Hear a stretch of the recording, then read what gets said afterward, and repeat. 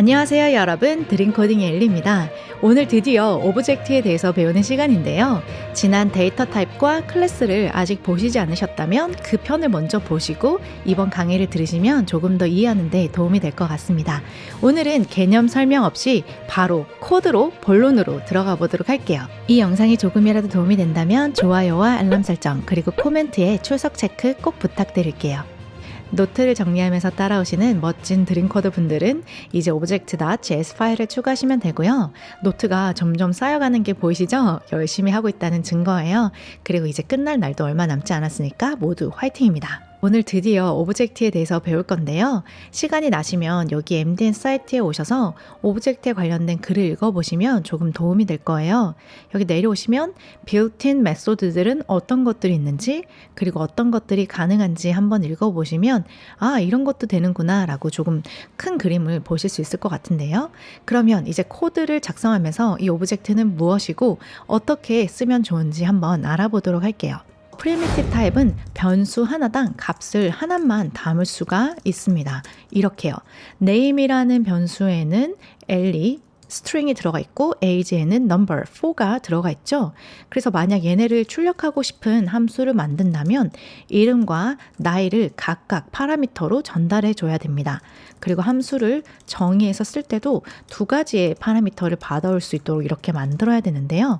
이렇게 하게 되면 문제가 무엇일까요? 네, 만약에 address나 주소나 그리고 full name이나 last name 이렇게 조금 더 인자가 많아지게 되면 추가해야 되는 것들이 굉장히 많아집니다. 이렇게 되면 관리하기도 힘들고 정말 로지컬하게 그룹으로 묶어서 생각할 수 없기 때문에 힘들죠. 그래서 이것을 개선하고자 우리가 오브젝트를 씁니다. 이렇게요. 엘리라는 사람의 이름과 이름은 엘리죠.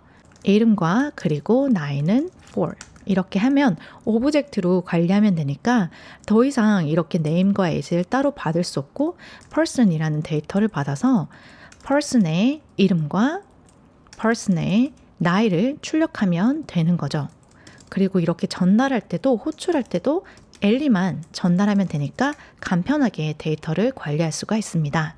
오브젝트를 만드는 방법은 우리가 앞에서 본 것처럼 이렇게 curly bracket을 이용해서 오브젝트를 만들 수도 있고요. 아니면 어떤 방법이 있었죠? 네, 클래스를 이용해서 이렇게 new라는 키워드를 이용해서 클래스를 템플릿을 이용해서 이렇게 오브젝트를 만들 수가 있습니다. 이렇게 괄호를 이용해서 만드는 것을 object literal이라고 하고 new라는 키워드를 이용해서 만드는 것을 object constructor syntax 문법이라고 합니다. 우리가 이렇게 오브젝트를 new라는 키워드를 이용해서 생성하면 오브젝트에서 정의된 constructor가 호출이 되죠. 그래서 이렇게 이름이 지어진 거고요. 자바스크립트에서는 이렇게 보시다시피 클래스가 없어도 이렇게 괄호를 이용해서 바로 오브젝트를 생성할 수가 있어요. 자, 여기서 제가 이름과 나이를 담을 수 있는 이 오브젝트를 만들었는데요.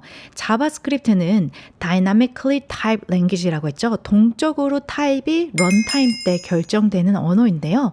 그래서 이런 미친 짓을 할 수가 있습니다. 이렇게 뒤늦게 하나의 프로퍼티를 추가할 수가 있어요.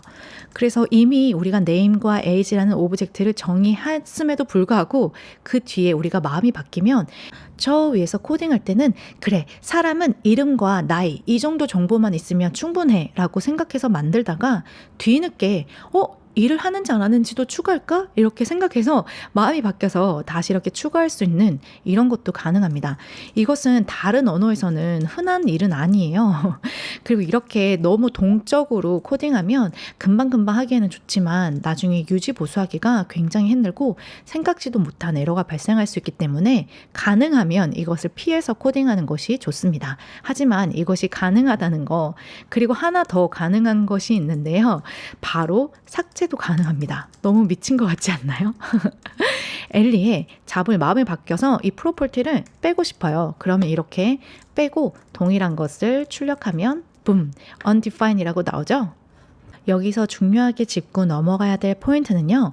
바로 오브젝트는 오브젝트는 키와 value의 집합체이다 라는 것입니다. 즉 그 말은 무슨 말이냐면 오브젝트는 키, 우리가 접근할 수 있는 변수, 프로퍼티와 그 프로퍼티가 가지고 있는 값, 이렇게 두 가지로 나누어지는 게 지금 보이시죠? 그래서 여기 엘리라는 오브젝트에 보면 총 두 가지의 키와 그에 상응하는 value가 들어가 있는데요.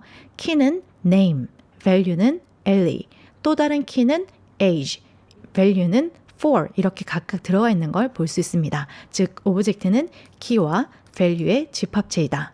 자, 제목을 깜빡하고 앉아와서 첫 번째로는 literals과 properties에 대해서 알아보았고요. 두 번째로는 computed properties에 대해서 알아보도록 하겠습니다. 계산된 properties라는 말인데요. 우리가 오브젝트에 있는 안에 있는 데이터를 접근할 때는 우리가 dot, 점을 이용해서 데이터를 접근했는데요. 이렇게요. 다른 방법도 있습니다. 이렇게 엘리라는 오브젝트에 이 괄호를 이용해서, 이 괄호 이름이 뭐죠? 이 괄호를 이용해서 name이라는 string, 즉 오브젝트 안에 있는 변수의 이름을 string 형태로 이렇게 접근이 가능한데요. 이렇게 두 개로 하면 동일한 아이가 이렇게 출력되는 게 보이죠?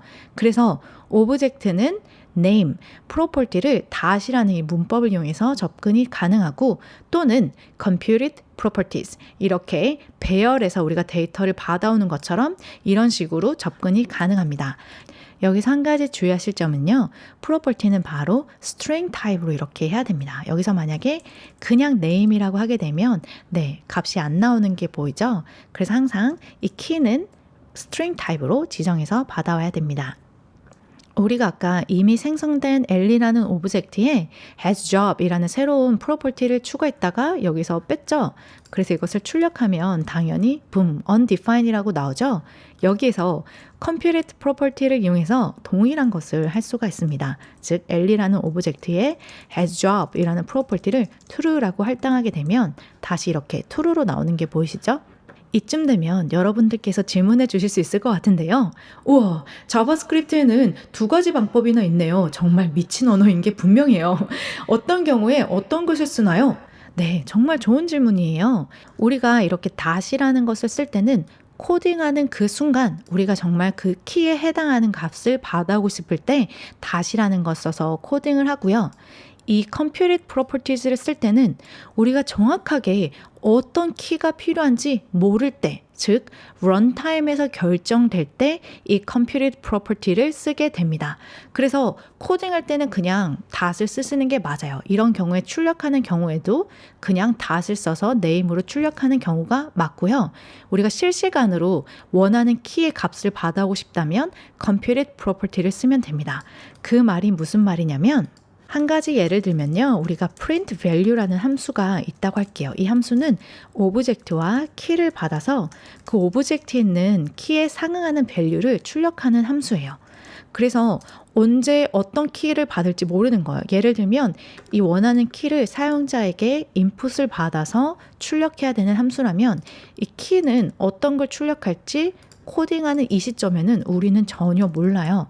그래서 여기서 object dot key라고 하게 되면 여기서 print value, 엘리의 name, 키는 항상 string 타입으로 전달해야 된다고 말씀해 드렸죠. undefined. 바로 이 코드가 하고 있는 것은 야, 오브젝트에 키라는 프로퍼티가 들어있니? 아니, 없잖아. 오브젝트에 키라는 프로퍼티는 들어있지 않아. 그래서 이때는 우리가 앞에서 배운 computed properties를 써야 됩니다. 이렇게요. 자, 이렇게 하면 엘리가 정상적으로 출력되는 게 보이시죠? 이것뿐만 아니라 다양한 키들을 변경해서 출력할 수도 있어요. 나중에 동적으로 키에 관련된 value를 받아와야 될 때 유용하게 쓸 수 있습니다. 세 번째로는요, property value shorthand에서 알아볼 건데요. 지금 제가 person 1, 2, 3 세 가지의 오브젝트를 생성해 놓았어요. 자, 여기서 제가 네 번째 사람을 만들고 싶다면 다시 이렇게 이름과 나이와 이것을 일일이 작성해야 되는 번거로움이 있잖아요. 이것을 어떻게 좀 편하게 할 수 있을까요? 엘리, 저에게 정말 좋은 생각이 있어요. make person이라는 함수를 만들면 되지 않을까요? 이렇게 이름과 age라는 값을 받아서 우리가 이 함수 안에서 오브젝트를 만들어서 리턴해 주는 거예요. 이렇게요. 이렇게 오브젝트를 만들고 name은 받아온 name, 그리고 age라는 키에는 우리가 받아온 age를 할당해 주는 거죠. 그래서 여기서 이렇게 더 이상 번거롭게 작성하지 않고 make person이라는 함수를 호출해 주는 거예요. 어떻게 생각하세요? 너무너무 좋은 생각 같아요. 그리고 자바스크립트에서는 property value shorthand라는 기능이 있어서 이렇게 키와 value의 이름이 동일하다면 이것을 생략할 수가 있습니다. 이렇게만 해줘도 오브젝트가 생성이 될 수 있어요. 제대로 됐는지 한번 확인해 보기 위해서 person4를 출력을 해볼게요. 붐! 그러면 엘리와 나이가 이렇게 정상적으로 나오는 게 보이시죠? 여기에서 우리가 해결하고자 했던 문제점이 무엇이었죠?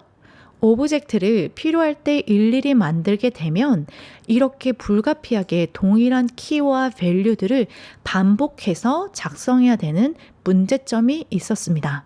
그래서 우리가 함수를 이용해서 값만 전달해 주면 이렇게 오브젝트를 만드는 유용한 함수를 만들었죠. 아하! 곰곰이 생각해보니 이 make person이라는 것은 우리가 지난 시간에 살펴본 클래스 같은 아이군요. 즉, 템플릿 같은 아이네요. 네, 맞아요. 정확하게 보셨습니다. 그래서 이전에 자바스크립트에 클래스가 없을 때는 이런 식으로 많이 작성이 되었고요. 이렇게 다른 계산을 하지 않고 순수하게 오브젝트를 생성하는 함수들은요, 보통 우리가 이렇게 대문자로 시작하도록 함수들을 만들고요. 이렇게 return이라는 값을 이렇게 하지 않고 this, name, 이런 식으로 우리가 클래스에서 컨스트럭터에서 했던 것처럼 이런 식으로 작성하게 됩니다. 그리고 호출할 때도 이렇게 new person, 클래스에서 오브젝트를 만드는 것처럼 이런 식으로 할 수가 있어요. 이렇게 하면 자바스크립트 엔진이 알아서 오브젝트를 생성해 줍니다. 여기에서 생략된 것은 우리가 새로운 오브젝트를 만들어서 this에다가 name이라는 새로운 프로퍼티를 넣고 결국은 이 this를 return하는 함수입니다. 그리고 이것을 바로 constructor function이라고 합니다. 말하면서 적으니까 오타가 굉장히 많이 나네요. constructor. 다섯 번째로는요, 바로 in operator입니다. 이 in operator는 해당하는 오브젝트 안에 키가 있는지 없는지 확인하는 거예요. 그래서 name이라는 키가 엘리 오브젝트 안에 있는지 확인해 보면 붐 이렇게 true라고 나오죠. 그래서 간단하게 키가 있는지 없는지 확인할 수 있는 키워드입니다. 이렇게 나이로 하면 들어있으니까 당연히 true로 나오고 우리가 정의하지 않는 어떤 다른 키를 사용하게 되면 false라고 나오는 게 보이죠? 여기에서 만약 우리가 정의하지 않은 키를 접근하게 되면 어떤 값이 출력될까요? 네, 바로 undefined이 나오게 됩니다. 이렇게 in이라는 키워드를 이용해서 해당하는 키가 오브젝트 안에 있는지 확인할 수가 있어요. 여섯 번째로는 for in, for of 이거 두 가지에 대해서 배워볼 건데요. 나중에 프로젝트를 하시게 되면 굉장히 유용하게 쓸 수 있는 아이예요. 지금 제 목소리가 바뀐 걸 알아채셨는지 모르겠는데 다섯 번째 거부터 지금 새벽에 이어서 찍고 있거든요. 목소리가 잠겨서 너무 죄송합니다, 여러분. 지난 시간에 우리가 for loop에 대해서 배웠는데 이렇게 in이라는 키워드를 이용해서 쓸 수도 있습니다.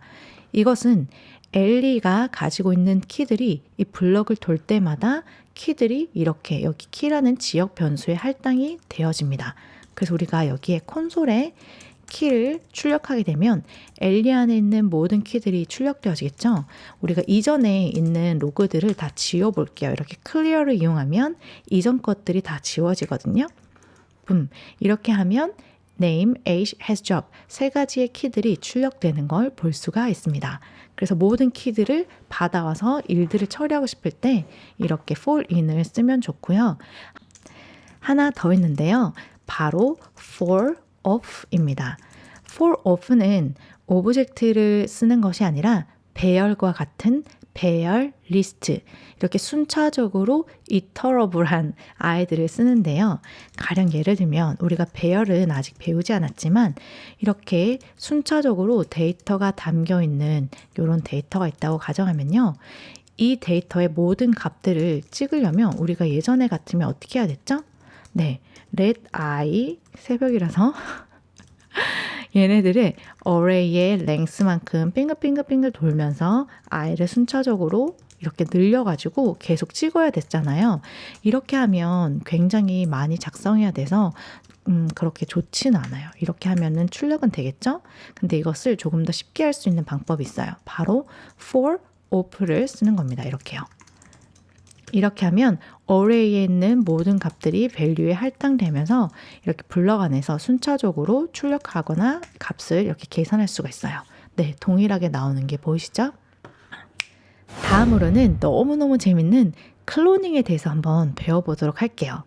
우리가 여기에 지금 유저라는 것에 오브젝트를 만들어 놓고 유저2가 유저를 가리키게 했어요. 그럼 메모리에는 어떤 변화가 생겼을까요? 지금.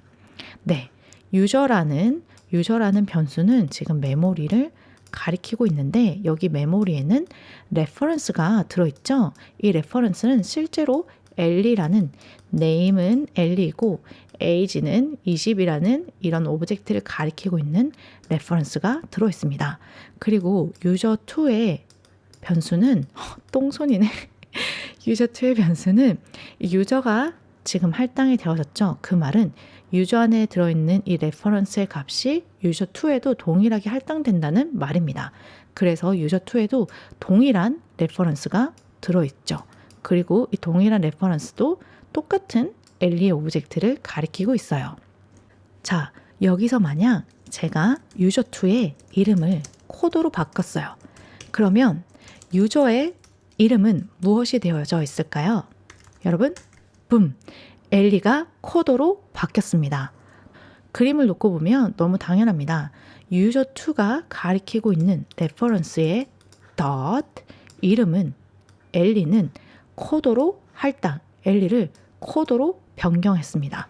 그래서 당연히 이 유저를 출력하게 되면 유저가 가리키고 있는 오브젝트가 코드로 변경이 되어져 있죠. 그럼 엘리 이런 식으로 말고 정말 오브젝트를 복사할 수 있는, 복제할 수 있는 방법이 있나요? 네, 있어요. 그 방법을 여러분들께 지금 알려드릴 거예요. 예전에는 이런 것을 할 때는 텅텅 비어져 있는 오브젝트를 먼저 만들고 우리가 아까 앞에서 배웠던 for in 배웠잖아요. 그래서 오브젝트를 빙글빙글 돌면서 매뉴얼적으로 수동적으로 할당해주는 방법이 있어요. 이런 식으로. 그래서 유저 3의 키에는 유저에 있던 value를 할당해주는 것이죠.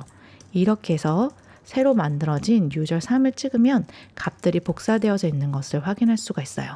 이전에 출력되어진 로그는 지워볼게요. 이렇게 하게 되면 붐! 동일하게 우리가 여기서 이미 업데이트 됐기 때문에 코드와 20으로 이렇게 출력되는 걸 볼 수가 있죠. 지금 복사는 우리가 코더라는 값을 변경한 다음에 복사가 일어나서 코더로 되어 있지만 만약 이렇게 변경이 되지 않으면 당연히 엘리로 변경이 되는 걸 확인해 볼 수가 있어요. 무슨 일이 일어났죠? 이 코드를 조금만 설명해 드리면요. 유저 안에 있는 이 키들을 빙글빙글 돌면서 그럼 첫 번째 키는 바로 이름이 되고 두 번째 키는 age가 되겠죠. 그래서 첫 번째 이름일 때는 유저 3에 새로운 프로퍼티 name을 추가할 건데 값은 우리가 기존에 있는 유저의 키, 이름에 있는 value, 즉 엘리가 여기 할당이 되고 두 번째로 돌 때는 유저 3에 age라는 프로퍼티가 추가가 되고 값은 유저에 있는 age 20이 할당되는 거죠. 이런 식으로 매뉴얼하게 복사할 수 있는 방법이 있었어요. 다른 방법으로는요. 제가 이미 정답을 여기에다가 적어놨는데요. 바로 오브젝트에 있는 assign을 쓰는 것입니다. 오브젝트는 자바스크립트에 있는 기본적으로 탑재되어 있는 오브젝트 중에 하나였고요. 그리고 자바스크립트에 있는 모든 오브젝트는 이 오브젝트를 상속한다고 제가 말씀해 드렸죠. 그래서 이 assign을 보시면 되는데요. 앞에서 제가 보여드린 그 웹사이트 MDN 사이트에 가셔서 이 함수는 어떤 건지 읽어보셔도 되고 맥은 커맨드, 윈도우즈 사용자는 컨트롤 키를 누르셔서 여기 함수를 누르면 정의된 곳으로 이동할 수가 있습니다. 이렇게 새로운 함수나 API를 쓸 때는 어떤 파라미터를 전달해서 어떤 값이 리턴되는지를 꼭 확인하고 쓰시는 것을 추천해 드려요. 그래서 assign은 target, 복사하고자 하는 타겟과 복사를 하려고 하는 그 소스를 같이 전달해 줘야 되고, 리턴 값은 타겟과 복사하고자 하는 것이 통합된 I가 리턴되는 걸 확인할 수가 있어요.